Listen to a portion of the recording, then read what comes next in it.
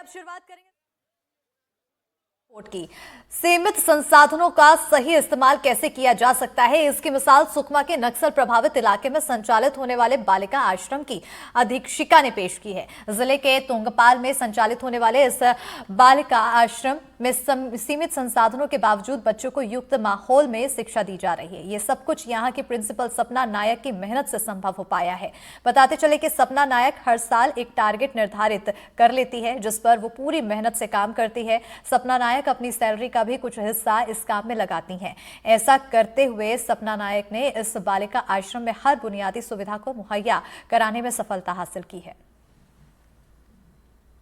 विकासखंड छिंदगढ़ में पुमा कोलेम प्री मैट्रिक कन्या छात्रावास, जिसका निरीक्षण आप लोगों के द्वारा किया गया और जहाँ पे वो ये हॉस्टल एक मॉडल हॉस्टल है, जिसको मॉडल हॉस्टल के रूप में तैयार किया गया है, जिसपे मुख्य रूप से वहाँ पे शौचालय की साफ सफाई, बच्चों के सोने के लिए जो बिस्तर है, कंबल है, इन सबको रेगुलर साफ सफाई करना, हॉस्टल को मॉडल हॉस्टल के रूप में विकसित करने के लिए किचन गार्डन और जो भी बच्चों के लिए कुछ डिजिटल लर्निंग के लिए भी जो आवश्यक सामग्रियां हो सकती हैं, जैसे उनके लिए प्रोजेक्टर वगैरह के माध्यम से, तो वो भी प्रोजेक्टर से तो नहीं पर मोबाइल के माध्यम से उनके द्वारा उनको डिजिटल लिटरेसी और साफ सफाई हाइजीन के लिए अधीक्षिका के द्वारा वहाँ पे प्रयास किया जा रहा है। यहाँ पे आपको देखने को मिला है, यहाँ पे मतलब जो स्वच्छता है,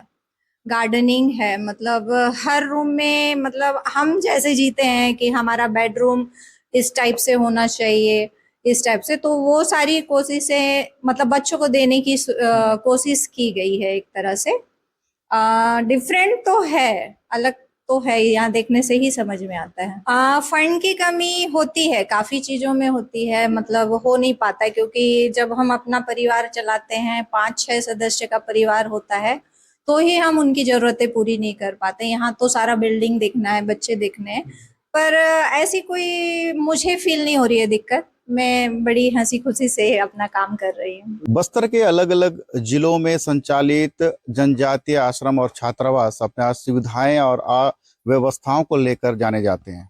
हर रोज हम वहां मिलने वाली सुविधाओं को लेकर खबरें लिखते हैं, सुविधाओं का अभाव को लेकर खबरें लिखते हैं।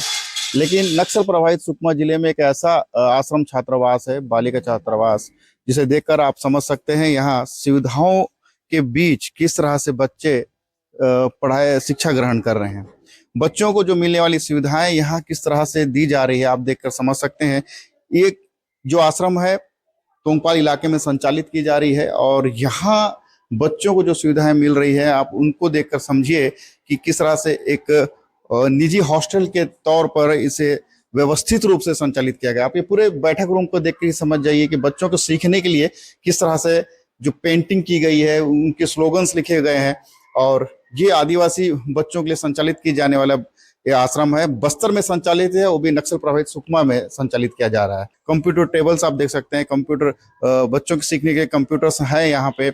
उनके जो शयन कक्ष हैं उसकी किस तरह से व्यवस्था की गई है, इसे आप देख लीजिए।